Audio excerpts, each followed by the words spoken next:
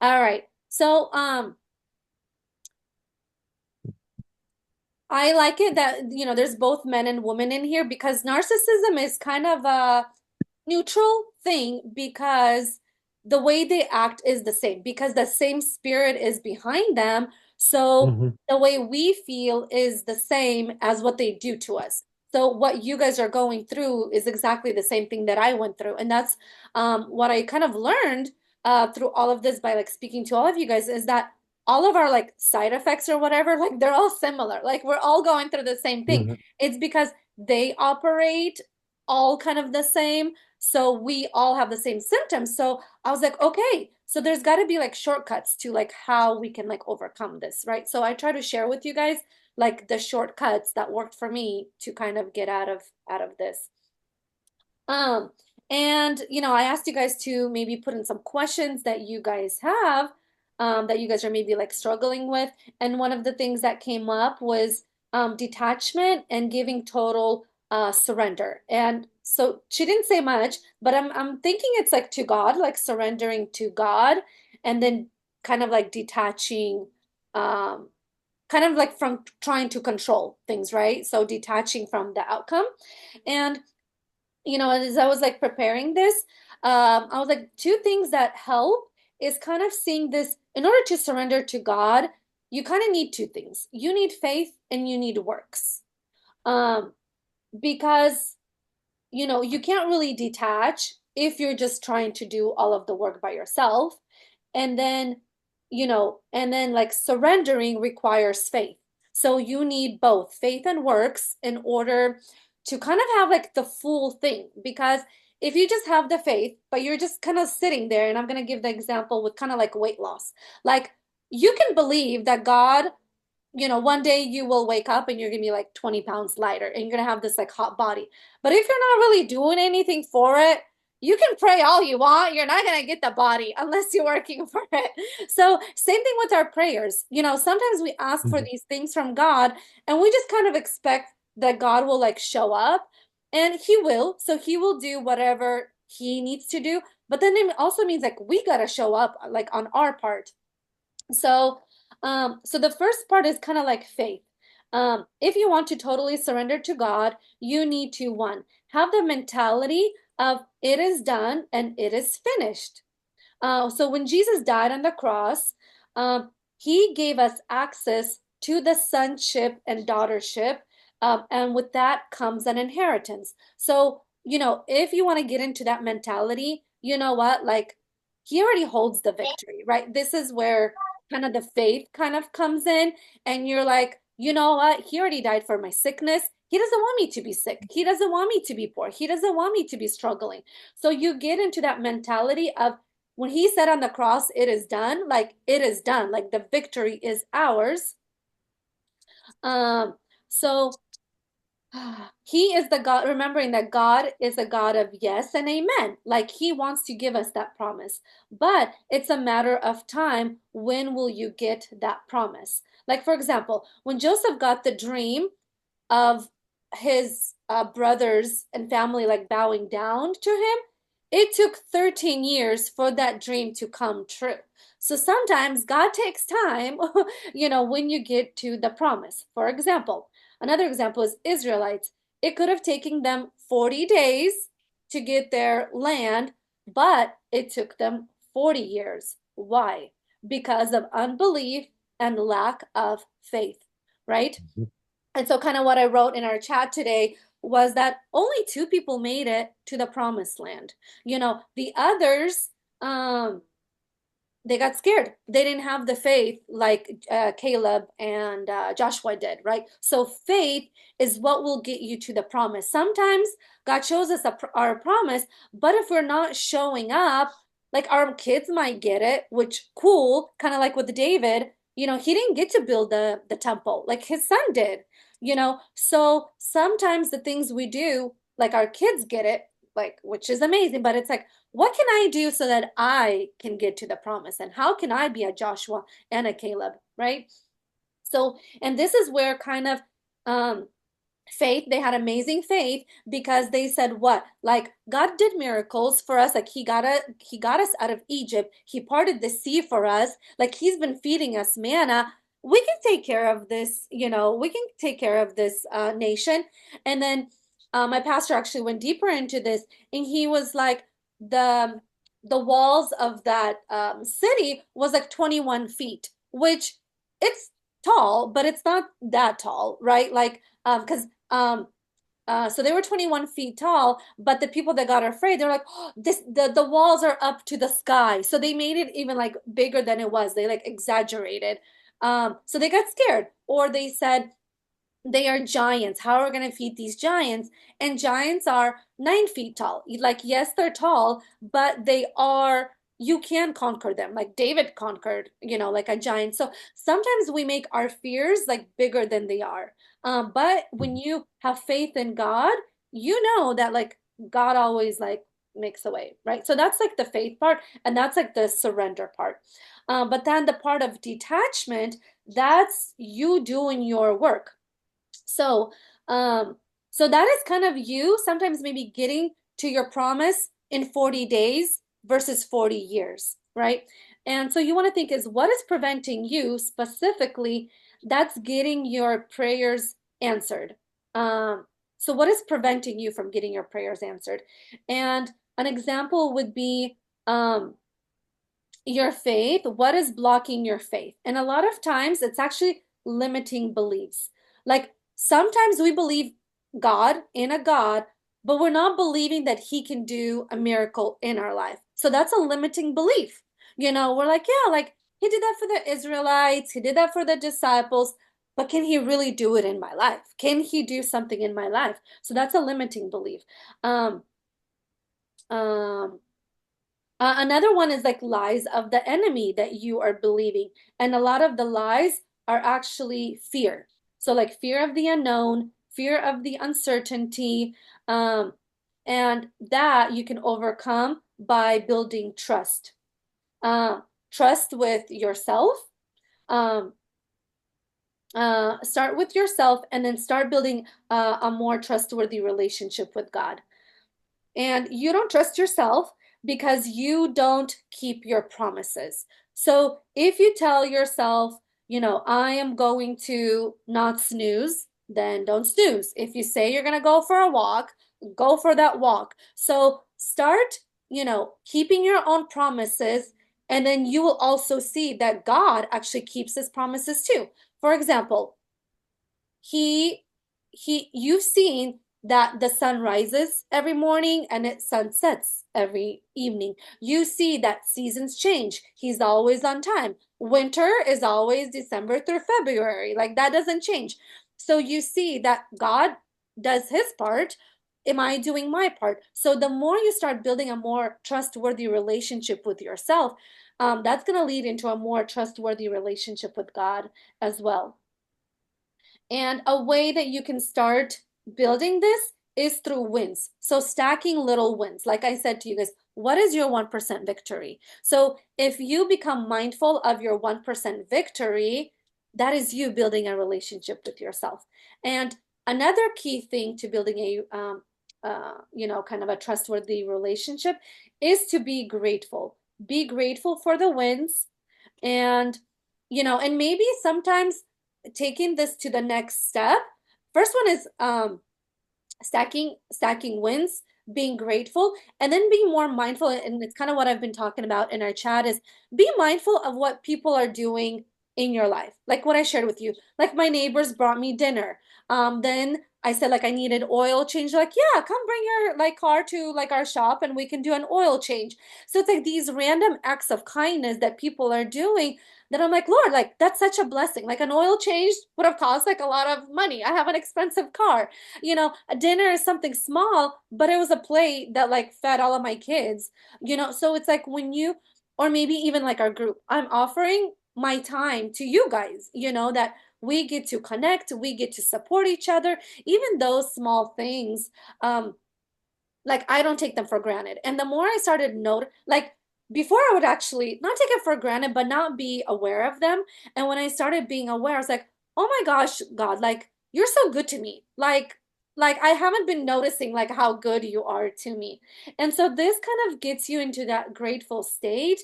And this actually like builds like a more intimate relationship with God because God really is in the details. And if you're not noticing the details, then you're not going to see the big picture either. So in order for something grand to happen, kind of like the example that I gave with David and him killing the giant, first he had to kill the bear, first he had to kill the lion when nobody was watching him, and then God did something in public. So when you do something in private, it shows up in public.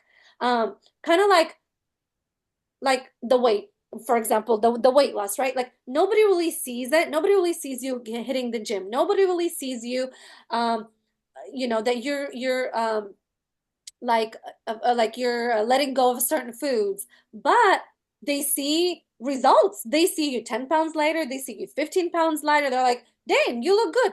But that was like months of like working. So same thing with God. I'm sorry, I'm gonna turn on the light. Um, Getting dark. Um, so it's those small daily like disciplines that will get you big results. Um, okay. The other example I wanted to give, so it's like, what can you be doing, right? So say like you're praying, so that's the faith, but then like what direction do you need to be going? And this is a good example of the five loaves and or was it two loaves and five fishes, or the vice versa, the little boy. Um, so sometimes it takes more. So the boy had the loaves and the fishes, and then disciples brought the baskets, and then God showed up. Like he did his part where it was like overflowing, right? So God gives the abundance. So the abundance is not something we can do. We just provide the little bit that we have, and this is something you want to be mindful is what in your particular situation is God calling you to do. So you have the prayer, that you are praying for, but like ask him like, God, like what do you want me to change so that I can get this answer prayered? Sometimes we want the blessing, but without doing our part. So then if we don't show up, then it's going to take us 40 years to get to the promise, and we not even might make it to the promised land. God might bless your kids. Okay, kind of, I already kind of said that. Um, so, in the meantime, are you, a lot of Christians, like, they just kind of come to God and it's kind of like needy. Lord, gimme, gimme, gimme, gimme, but it says like, come to my gates with thanksgiving and praise. So like, are you thanking him and are you giving praise before you ask, and a lot of people just go to the asking and they're like, God is not answering my prayers. Well, because it's like, are you thanking him? Are you giving him praise? So when you kind of do that, God, because you are his son and his daughter, he will give you the blessing. He will give you what you are asking for. So don't forget to do your part. And maybe, that is not working. So maybe God is asking you to go further. Maybe God is asking you to fast. Because some battles are really won with fasting. Like for example, the Queen Esther, she asked the whole nation to fast. So sometimes you need to take it a step further. Um, Also, be mindful of maybe there are little addictions or bad habits that are preventing you. For example, if you are praying for a financial breakthrough, maybe you have an area where you're being a shopaholic. Maybe you're spending your money not where you are supposed to, and you're not being a good steward of your money. So it's like contradicting. So if you want a financial breakthrough, maybe you need to be a better steward, right? Or for example, if you are praying for a relationship, but then like, are you ready to be a servant in this relationship? And that's kind of like, because when we are wounded, we get a little bit like selfish, and then we want somebody to like love on us. But a good relationship, it's gonna take like both people like to pour in, right? But when we kind of go through like different seasons, so a lot of people are like, yeah, like I want a relationship, but it's like, are you sure you're ready? Because if you're going in there just to be loved, then you're not quite ready. Like when you're ready for like a committed relationship, it means it's going to be both give and take. Like you give and take, and the other person gives and takes. So that's also something you want to be like mindful for. Are you really willing to sacrifice? Because relationship means it's money, because like you go on dates, you court somebody, right? That's money. Um, so yeah, keep that in mind. Like, what are your intentions when you are wanting to be in a relationship? Um, okay. Another thing I wanted to point out that full surrender also comes with stepping into authority, and acknowledging that there are areas that you need to take responsibility of. So full surrender to God is also like learning that like, okay, I have the faith, but maybe I'm lacking in the works. Or maybe I'm doing the works, but then my faith is lacking. So knowing that, okay, if I really want God to show up, what area do I need to show up? Is it my faith or like is it my works? So if you kind of did your part, like you gave God the fishes and the loaves and you gave him the baskets, God will like show up. Like he will like bless you. Um Let's see.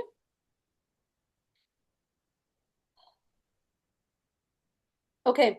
Another thing I wanted to talk about is, you know how I gave the example of, God is not just like the weight loss example. Like you're not just gonna wake up, one day just kind of like skinny and in your like best shape. But sometimes when God speaks loudly, he will put you on bed rest. And that is one way that you can like lose weight is like when you are on bed rest and God is like, hey, hey, hey, am I getting your attention now? Like, are you hearing me? Like, we got some work to do. And so sometimes, and this is sometimes when like divorces happen, sicknesses happen, like big major things sometimes happen in our life because God is trying to like redirect us. And sometimes we're like, God, I can't hear you. Okay, so maybe when you're getting fired, when your relationship is not doing good, that's God trying to talk to you.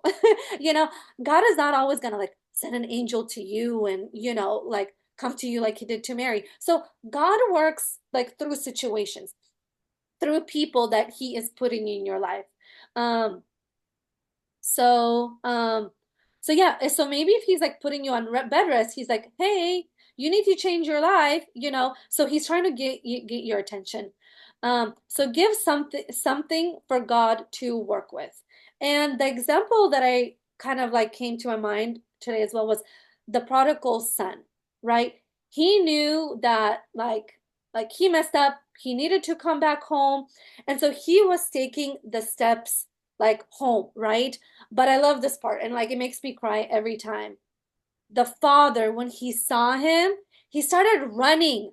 The son was walking and the father was running. And this is God. Like when we fully surrender to God, God runs to us. Like we just like make a little turn and he's like right there. He's like, I'm standing and knocking at the door. Sometimes all you gotta do is just open that door. He already ran to you. Like he's like waiting at the door. And so um, and on top of that, he threw him a feast. Like that's the abundance. You gotta turn around. He won't just run to you, but he'll throw you a feast. I mean, like, come on, this is so good. Like you want to feast. Start making the steps he's calling you to do. So really be like, I am done with this like pig food. I am done being with the pigs. I am done with like eating the breadcrumbs. He's like, hey, I remember my father. I was treated good. And I mean this like come to your father, not to your toxic relationship, but to your father, and he will tell you what to do. And don't be afraid to do what he is asking you to do because deep down, you know exactly what to do. So, well, how's that? Was that helpful for you guys? Yeah, yeah. Good, good, good. Any questions? No? Any comments? And this is hard, like it's hard to see what you don't see, right? It's hard, Mhm. uh, like Joseph, he had a hard journey for 13 years. He had to go through prison. Um, I mean, he got the dream, and then what happens? The complete opposite. He gets sold into slavery. So he's like, Lord, what about the dream? Hello. So he gets sold into slavery. On top of that, he gets thrown into the prison. But as he's in there, God blesses him. And I talked about this last week, how, yes, he was sold to slavery, but he was a slave in the most richest country of that time. So it's kind of like being from like a third world country and coming to America. Like, that's kind of like not bad. And say like you're doing like kind of like minimum wage work, but you're living in America compared to like a third world country, right? Like that's kind of like that's not so like how are you gonna get to your assignment to being a prime minister in Egypt? Like first there's steps you got to get there, right? So you got to get to Egypt, right? Then you got to have some kind of like things you can stack. So like he wherever Joseph was, he became like an authority figure. So he was an authority figure at Potiphar's house. I don't know how to say his name. Then he was an authority figure in prison. So wherever he was at, God was with him, and he always became like a leader, of wherever he was at. Then um so yeah, in order to get to that prime minister position, like he already had all of this experience being a leader, right? But now it's just like more grand. So you see kind of where I'm getting at? Like sometimes it's the little assignments that God is asking you to do. Mhm. Start showing up for those little assignments. Okay, good. If you guys don't have any questions, then I can go into the second question. And it was about morning routine and like a good productive morning routine. So a good productive morning routine, um, actually, a good morning routine starts with how you is determined but by the way that you like the night before. Your evening routine will actually set you up for the day because your night sets you up for the day or for the morning, and then your morning sets you up for the day. So your morning actually started the night before. So if you went to bed on time, you got some good night's sleep, that's like step one. So your morning starts like the night before.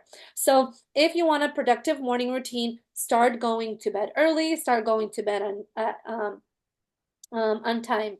And a good morning routine starts when you can pour into yourself. So if you got to pour into yourself before you went to work, before you got kids ready, like before everything, while everybody is asleep, like you already poured into yourself, like that's like a winning type of morning. And if you want to start small, start with like 5 minutes earlier, then like 10 minutes earlier. Start with one habit at a time and then build it up. Because you can't go from like waking up at 10 and not having a plan to all of a sudden being in the 5 a.m. club. Like, I'm sorry, that's just like not realistic. So we want to go from like, okay, 9, 10 p.m. or 9, 10 a.m. is when you maybe like naturally wake up to maybe now like setting an alarm. How about 9 a.m.? Okay, if this is good, so you build kind of a momentum. Um, let's see. Okay, and actually I wanted to point out I missed this.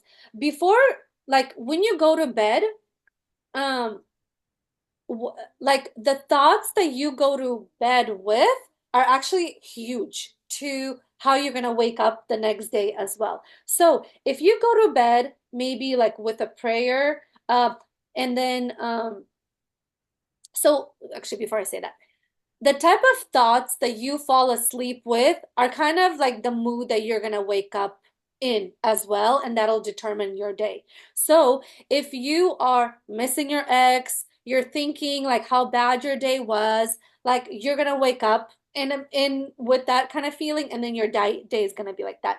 So what you want to start doing is changing what thoughts you're going to bed with. So if you pray, if you focus on, okay, wow, like today was hard, but like what good things happened today? And you're like, bam, bam, bam, like this was good, and focus on the good things. Um, so if okay, think about the amazing day that you had, and then also focus on like what dreams and goals do you have and how are you going to get there. So as you're going to bed, think about like thank God for how good the day was. Try to find some good wins. And then the next thing is think about your dreams. So kind of like go to bed in like this like dreaming state. Like, man, like what do I want my life to be? Like, do I want a better job? So already like start imagining yourself in like that dream job, or start imagining yourself like in a healthy relationship, right? So you're kind of like dozing off in something that's like more exciting. Um, so um so when you fall asleep with your dreams and your goals, you get excited. And then um this will help you wake up excited. And when you're excited, you move differently throughout the day. So this helps you feel better. Is this speaking to you guys? So your morning actually starts like way before. So change what you are going to bed with. Um, get more excited about dreaming, like what you want, because this is you changing your subconscious like beliefs, right? So when you start, because a lot of like why we get stuck emotionally is because if you think about it, like throughout the day, um, you kind of think the same negative thoughts. And sometimes if we're like too busy to like conquer our negative thoughts, then we can do like we can have the night work for us if we set ourselves up. So if you don't have the time to change your thoughts throughout the day, you can do this at nighttime and have God or your subconscious mind do the work for you. You see what I mean? So you can start changing those like pathways as you're sleeping. So you're technically like not even doing the work for like 8 hours, and your mind is doing the work for you. And the way you do that is kind of like what I mentioned. Start dreaming, start setting goals, and fall asleep with those thoughts. And then you're gonna wake up more excited. And then because I find that like feeling peaceful and feeling joyful, like those are amazing, but maybe it's been a long time since you felt like true like joy of the Lord or true like peace. You're like, peace. I am like far away from peace. I'm like stress mode all day, every day, right? So, but excitement is something we are more familiar with. Excitement is something we get excited kind of often, right? Like we get a good text message.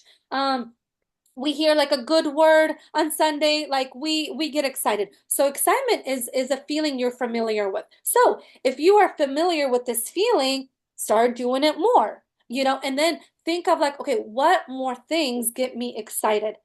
Because when like say, for example, like you book a vacation and you're excited because you're like, yes, okay, I have something to get me going. But when you have a lot of things that you are excited for, like you always have energy. Um, and I'm kind of gonna get into this. So think of the things that are important to you that you don't always get to, uh, but they are an investment for a better life. An example, reading a chapter in the Bible, right? So some of the morning routines that you do, like you may not want to do it. For example, my morning routine is like I read a chapter in the Bible, and then I journal, and then I get the kids ready um, for school, right? So I've already invested spiritually and emotionally into myself, right? So your morning routine should be of like maybe like two, three things that are more of like an investment, and it's things that like you never really have time to do, but they are super important, like reading the Bible, right? It's something you want to do, but it's got to be like a habit. Journaling is a good one, right? So think of your morning routine task as like an investment.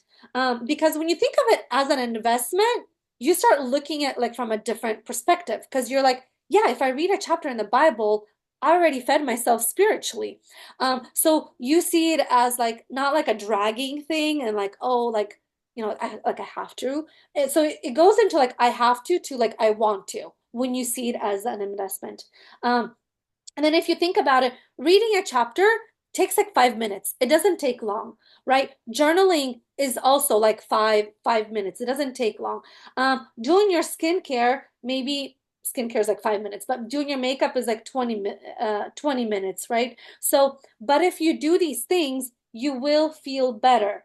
Um, so, okay, so start by waking up maybe like 30 minutes. So, like, I'm gonna kind of give like a womanly example just because, I'm a woman, so it was like easier for me to do this.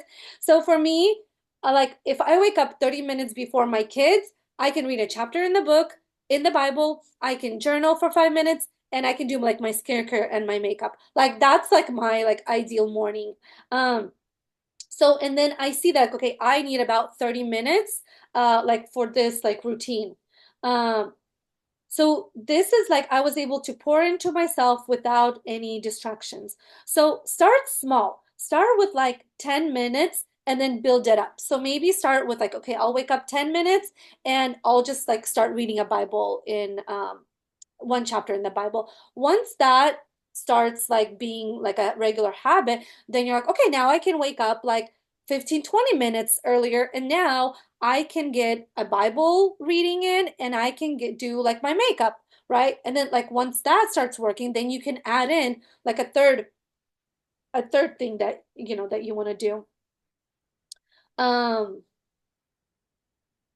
And then a good way of like for your day to be productive is think of the things that work for your mind, body, and spirit. So say like you're a man, maybe you can go like if you wake up 30 minutes earlier, you can go for like a walk or like a jog or something, right? To get your body moving. Or you can do like some sit-ups, right? Or you can also like read a Bible, like a chapter in the Bible before you go to work. Because what I've noticed is if I don't read in the morning, like by the time I put kids to bed, I am like tired. And then I'm reading that Bible and I'm like, I'm getting like nothing out of this. Like I want to go to bed. So um try to give God like, and yourself like your most productive like hours, when you are most fresh.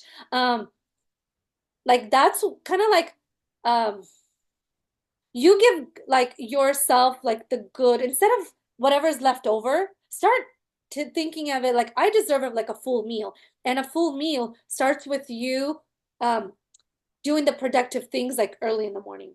Is that making sense? Okay, so Hmm. start small, and then do one habit at a time, and then start building it up. For me, like a productive morning, like I said, it's like mind, body, spirit. Well, like I usually go to the gym like after I take kids to school. So that's kind of my morning routine. And then like when you try this, like for example, right now, I noticed that like seasonally I have to change my routine because the days are shorter, it's colder. So start here and then you can like and then this is a good way to build it up until summer and then in the summertime you can have a different routine. So it's okay if your routines change depending on like when kids like summer break or like they're in school. It's going to be a totally different routine.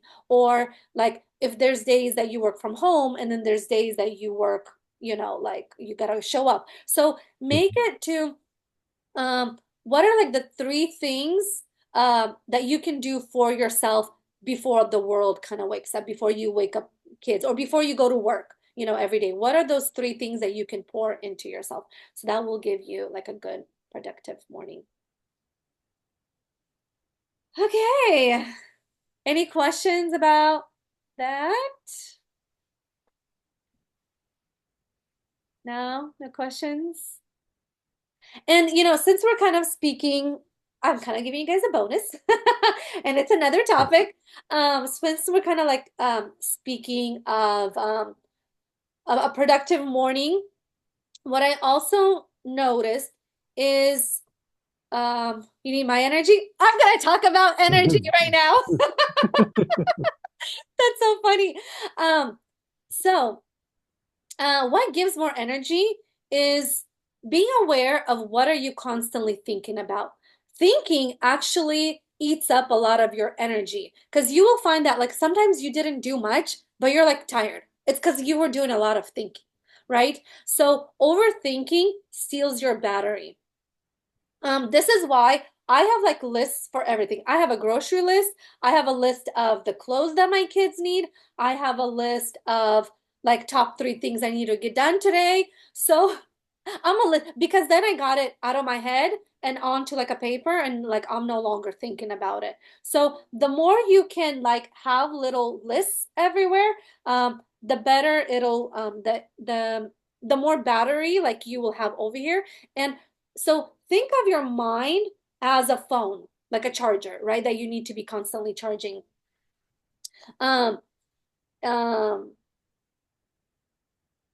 so if you have too much over here, it's kind of like built up storage, right? If you have like too much storage on on your phone, it means you got to get rid of some stuff, right? So like having some form of list is you getting rid of stuff. This is why I say, guys, journal because journaling will also help you get rid of like what's happening Mhm. in your mind. Um, um, okay, so some feelings and some thoughts actually eat up your battery and some charge you up. So, your feelings like shame, guilt, fear, anxiety, depression, sadness, unforgiveness, these things will make you tired and they will, you know how like you get to like 20% and then all of a sudden, boom, like your phone like dies like really quickly, right? Or if you have like too much built up storage on your phone, like you notice that like your phone like dies so quickly. It's because there's too much on it. Like there's too much on it. You gotta upgrade or get rid of it. So these kind of feelings will if you have like these feelings, you kind of don't wake up with the full energy. Like you don't wake up to 100%. If you wait, like if you went to sleep kind of bitter, kind of depressed, missing your ex, thinking that the world is like out to get you, you're gonna wake up like 30, 40, maybe like 50% full, right? This is why like you're in fatigue, you feel sad, you feel like you have no energy. It's because you are kind of controlled by these feelings. But feelings that charge you up are um, and they kind of like plug you in. For example, this is why I do certain things when I feel like I'm feeling low, and my go-to things are prayer, journaling, and like worship or singing, like putting on like a good song Mhm. and just like just singing at the top of my lungs. Those things like charge me up. So being kind of like start being aware of like what charges you up. Because if I go to prayer, like I pray until like I feel better. Sometimes I'm like I need like alone time, and sometimes I can feel better in 10 minutes and sometimes it's like 30 minutes. So be mindful of what, you know, what charges you up. Um, so, and the feelings that charge you up are feelings like joy, peace, gratitude, forgiveness, love, and passion. Okay, so when you start falling falling in love with like your life, um, and what kind of like helps me kind of like fall in love with like life is doing more things that I love, right? This is why like I implement like going to morning prayers because I feel really good after morning prayers. I go to the gym and now I started changing it up to I started signing up to different classes and I'm like I need like more things in my life so I started signing up to classes in my gym. And then the things that you don't like doing start either delegating them or romanticizing them. And what does that mean? Like delegating. Say like I do the laundry, but like my kids can help me with like sorting out the kids, with sorting out the socks. So they have something fun they're doing. Like I make it a little fun game. Like, okay, it's time to like match up the socks. So like they have like fun with it. And then that's an extra thing that I don't have to be doing, right? Maybe they can sort out your whites and blacks. For example, I like hand wash my dishes, and then I have my kids like paper like dry them, right? Or they put them away. So you see how like I delegated, and then that opens me up because I delegate, especially like if you're like a mom or a dad, start delegating little tasks to your kids. For example, my kids started like dusting and wiping like surface areas. They like vacuum, not like deep cleaning, but like they vacuum. So I'm like, oh, this is like amazing, you know? Um, and then the things that like I know that I have to do, but I don't really like doing them, I romanticize. For example, like if I don't really want to wash the dishes, I turn on like a good podcast or I turn on like a good song or a good sermon. So then like I'm no longer really thinking about my dishes. I'm actually like focused on my podcast and while I'm listening, oh, boom, like my dishes are done, you know? So the da task that I don't really like doing, I try to make it a little bit more fun. So like I said, maybe like turn on some music. If I don't like cleaning the house, like I turn on the music in the house and then like we're having fun with the cleaning. So see how you can make your life more fun, right? Um, and then it's really about like finding little joys. For example, when my kids are not in the car, I blast my music. I turn on the song that I really, really like, and I just like sing my heart out. Okay. And then like that 10-minute ride was like, it like filled my battery up. You see what I mean? So throughout the Mhm. day, and even if you have an old phone, you have a lot of storage, but if you plug it in and into the right things, you might last a little bit longer. So find things that like plug you in. Um, and like for example, if you live like from Sunday service to Sunday type of service, you're gonna be kind of hungry, like in between the week. And this is where depression can creep in, anxiety creeps in because you're not spiritually feeding yourself. You're not spiritually connecting. You're kind of depending on the pastor to just like feed you, right? And that's kind of like if mom was only feeding you, like from Sunday to Sunday, like you'd be hungry, right? So sometimes maybe if mom is not home, you got to open up the fridge and kind of like, especially like if you're an older kid, like you can go and open up the fridge and see like whatever there is. So you're an adult, so you're kind of like responsible. How can I feed myself? How can I get into love and passion? Because the greatest like energies are like love and passion and gratitude. So if you maybe like forgiveness is kind of hard for you right now, like like your ex is doing you like dirty, you live with a with with like a bad partner. Okay, find little gems throughout the day that will make your life better. For example, like when I was like living with my ex, I started like dieting, and then like because I kind of like bought like a program, and it was like calorie counting, and then like I had a mentor that was like watching everything that I was like eating, and she was like telling me, okay, Irina, don't eat this, eat more of that. And then I was like counting my calories, right? So I bought like a scale. And then like he found out that I bought like a $10 scale, and like it was like a whole argument. So then like I kind of Push. have to yeah. So then I had to kind of like hide it because I'm like, this is like working and I'm not about to like give this up because this is giving me energy. Like I'm kind of getting Hmm. excited. I'm losing the weight. So I was like, I am not about to like let you like steal this thing from me. So I kept going, you know? So find little things that like can keep you going. The other thing for me was like women's prayers. I like lived for those like women's prayers because I knew like this is the only thing I'm gonna get. So I'm gonna like maximize this thing, right? Hmm. Um, for example, you guys have my group, like maximize the group. And what I mean by that is like start applying all the little tricks that I'm giving you guys because like they work. Like it worked on me, it works on my clients. Like these are proven things. And me like show up to like Zoom calls because if you don't speak up, I don't know what your need is, so I can't really like help you. It's kind of like a child, like if they're hungry but they're not telling me they're hungry, like I mean, I know I could feed them, like I'm feeding them, but like if they're still hungry, like a teenager is always hungry. But if he's not gonna tell me he's hungry, he's gonna be hungry. And then like you'll hear their like stomach doing the sound, so you're like, wait, are you hungry? So like I don't want you guys to wait until like your stomach is making noises. Like I want you guys to tell me like what you're or maybe like I'm out of ideas, but when a child is like, "Hey mom, can you make our favorite dish? Can you make this?" And I'm like, "Yeah, sure, I can make that." So if you guys share with me like where you guys are struggling, like I'll feed you guys. I'll give you what you guys need. Like you guys said, like to talk about like these topics. So I'm like, okay, Mm. like I can prepare that for you guys.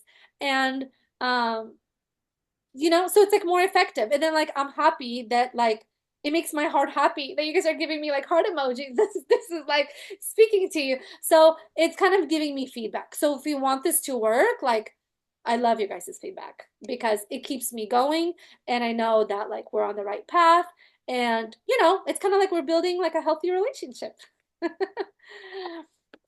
So that is kind of the secret to having more energy is finding things that you are passionate about, finding things that you love. Like lately, like it's winter, I've been like putting on the candle in the evening. Like it smells good. Just the the sight of a burning like candle kind of like gets me kind of more excited. So it's like little things like that. For example, I mean, this is kind of a girly example. I started putting on makeup every day because I know like when I put on makeup, like I just feel different. So find little things that you can do that works like with your schedule. Like you set yourself up for the day. You set the tone. Don't think that the narcissist has all the power. No, no, no, no, no. There's things that you can do that are in your power as well. Good. Any questions? Any um So we have actually the power, right? The narcissist doesn't have it, but they have the abusive power. abusive power? Yeah. And Yeah. this is why um this is why you want to oh sorry, I'm like reading your comments. Yeah, like when they're not home, try to take advantage of that. So like Hmm. when he wasn't home, I would like read the Bible. I would like listen to my like little sermons. I would do my research on narcissism. And I'm like, okay. So like I started like creating a plan. So Hmm. and then like when they're home, you just kind of do whatever like doesn't like trigger them. Um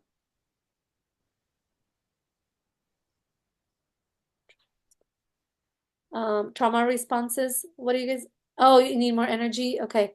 Oh, well, I have more ahead. Um, and I'm trying to like give you guys the little tricks to be like ahead. And it really was like falling in love again because I snoozed. Guys, like I was depressed. I was suicidal. I went Hmm. through all of those things. And so it's really like having the faith in God. And then when I started seeking um God more, when I started being hungry, like I literally would say like God, like I want to be hungry for you. I want to be thirsty for you.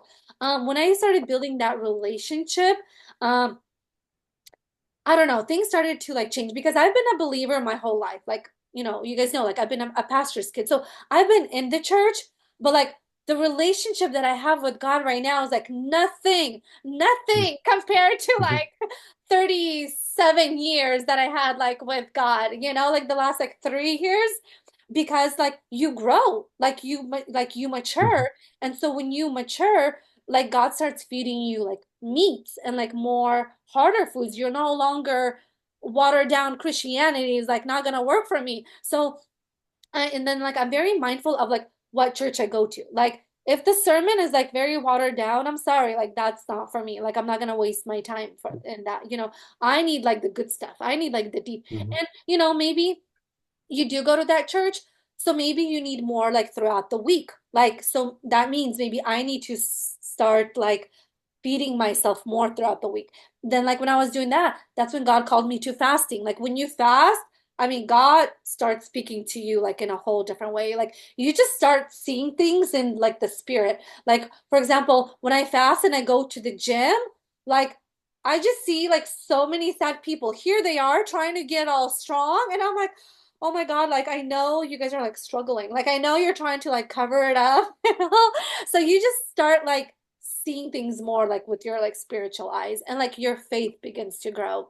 Um, um, so yeah, and this is why like kind of like what I don't know, remember where I mentioned. I think it was like in my stories yesterday that like you can heal from narcissism different ways, right? Like you can go get Hmm. therapy. Some people get addicted, like they do drugs because it's so hard. Like they get, start drinking or start sleeping around, whatever the thing is.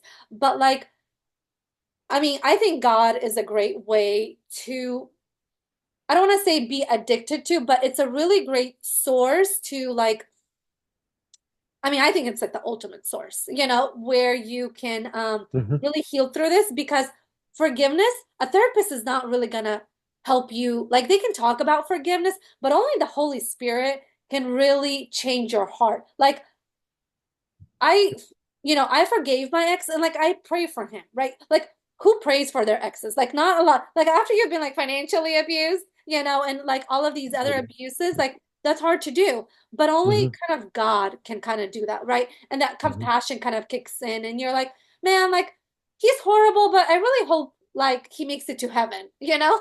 Hmm. And like I just hope we're like on opposite sides of heaven. But like you know what I mean? Like just kind of like because I am an empath and like I am compassionate and like I do feel sorry for my ex because sometimes like he drops off the kids and I'm like, dang, like he's not allowed to go into his own house. Like I can only imagine like how he's feeling. Like his woman got a restraining order from him. He can't even like get access to me. And sometimes I'm like, dang, like I feel sorry for you.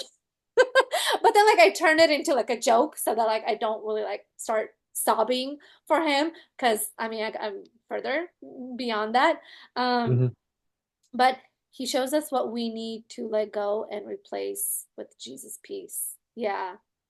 Yeah. So like replacement is a great way, like when you actually come from like controlling parents or emotionally unavailable parents, you kind of have an addictive personality.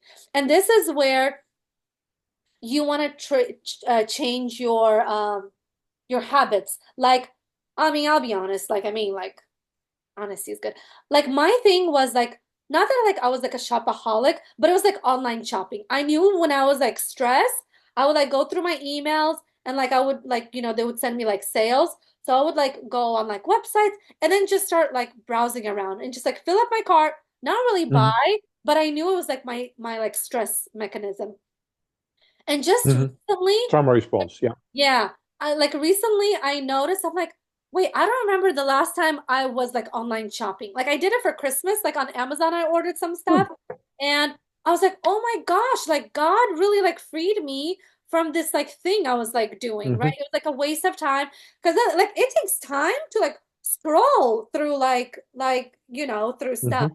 And I'm like, "Wow, like thank goodness like you relieved because now like not when I'm stressed, but now it's like I have you guys. So I'm like trying to like pour into you guys. And in order to like pour into you guys, I need to be getting knowledge somewhere. So I'm very, instead of like spending time on like shopping for stuff, now I'm like researching stuff like to pour into you guys, And Thank before I you. pour into you, I get it, I try it, and then if I see if it works, then I give it to you guys. I don't give you guys anything that I have not practiced.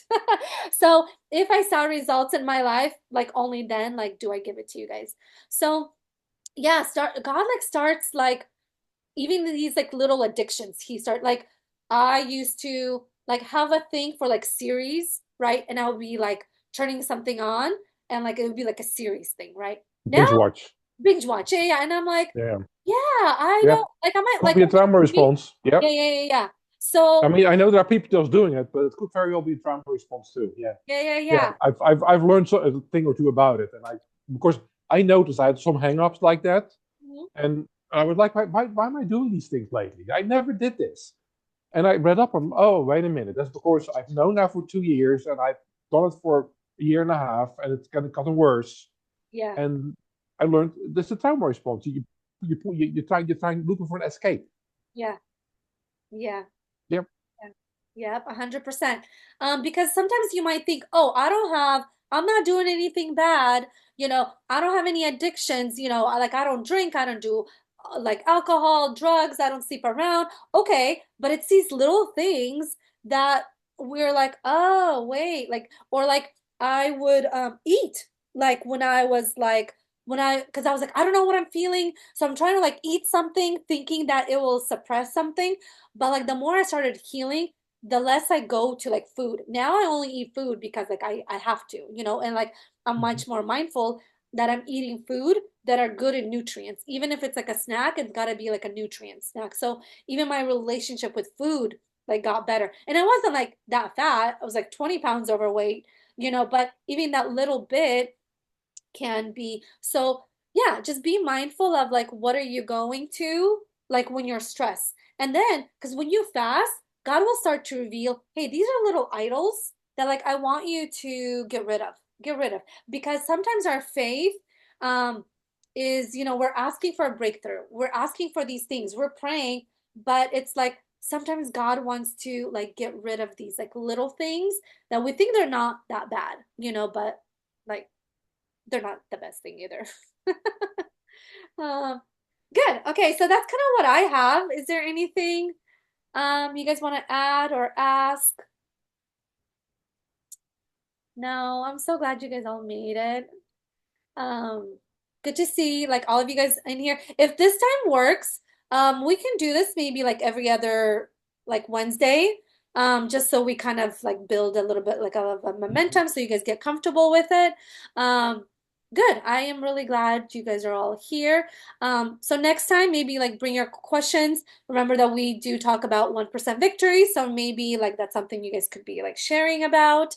Um, Good, good. So we talked about detachment, faith and works. We talked about a morning routine. Okay, now I have an assignment for you guys. I want you guys to all create a morning routine. Let's start there. Oh boy. Um, yeah. And so like if you kind of like did it, so how about you write it down like what's Hmm. doable for you right now? If you kind of because you know what? I learned that like the more structure you have and the more intentional you are, the more your life becomes like you become like an authority figure in your life and the more and it's not about control necessarily. It's about like showing up, right? So like Hmm. see your life because when you're with a narcissist, like they control your life, right? Which I had a lot of I do, yeah. like codependency. I noticed like I had a lot of Hmm. codependency. And then there was a time where I was like, okay, like now this is like my life. And then like how do I want to live my life? Right? So there was a lot of like figuring out like what do I want my life to look like? And so now I'm seeing, okay, the more I have structure, the more I am intentional with my time. And time is energy. What you spend your time on is what will eat up your energy, right? And Hmm. so now I try to be very intentional about my time, what I th think about. Um, Sorry, my thing like minimized. Um,